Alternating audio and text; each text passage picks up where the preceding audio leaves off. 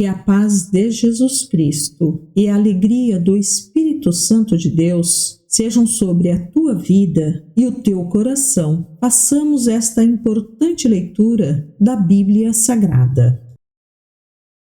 Livro de Marcos, capítulo 6. Jesus deixou essa região e voltou com seus discípulos para Nazaré, cidade onde tinha morado. No sábado seguinte, começou a ensinar na sinagoga, e muitos dos que o ouviam se admiraram e perguntavam: de onde vem tanta sabedoria e poder para realizar esses milagres? Não é esse o carpinteiro, filho de Maria e irmão de Tiago, José, Judas e Simão? Suas irmãs moram aqui, entre nós.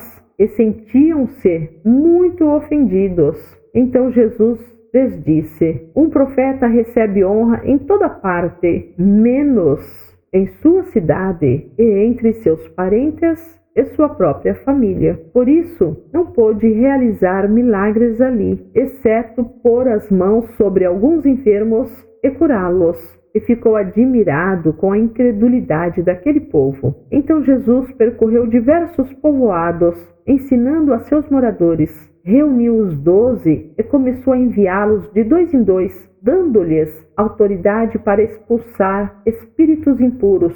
Instruiu-os a não levar coisa alguma na viagem, exceto um cajado. Não poderiam levar alimento, nem bolsa de viagem, nem dinheiro. Poderiam calçar sandálias, mas não levar uma muda de roupa extra. Disse ele: onde quer que forem, fiquem na mesma casa até partirem da cidade. Mas, se algum povoado se recusar a recebê-los ou a ouvi-los, ao saírem, sacudam a poeira dos pés como sinal de reprovação. Então eles partiram, dizendo a todos que encontravam que se arrependessem. Expulsaram muitos demônios e curaram muitos enfermos, ungindo-os com óleo. Logo o rei Herodes ouviu falar de Jesus, pois todos comentavam a seu respeito. Alguns diziam: João Batista ressuscitou dos mortos, por isso tem poder para fazer esses milagres. Outros diziam: é Elias.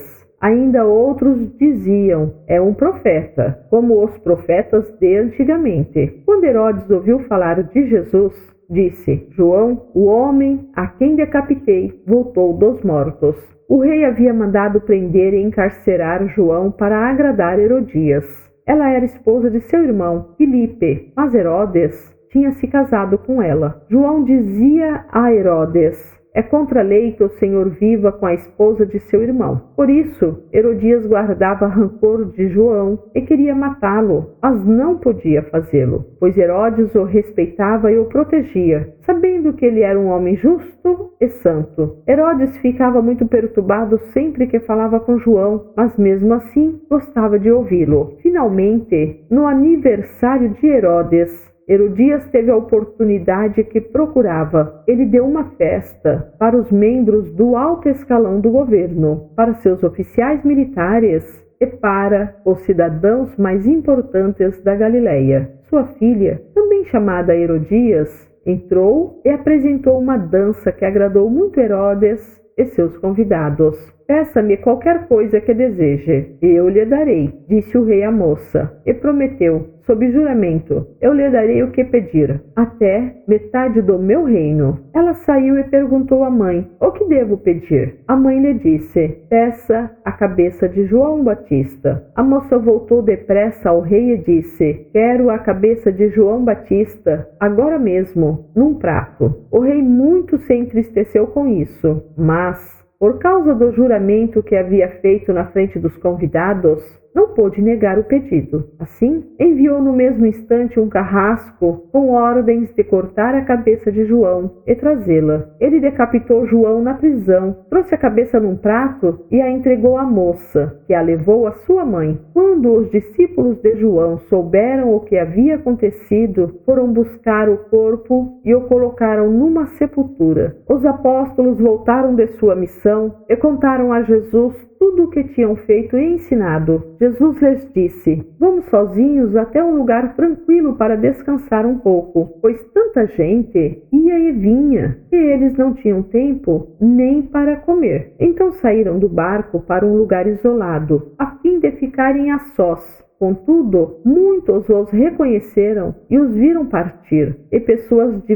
várias cidades correram e chegaram antes deles.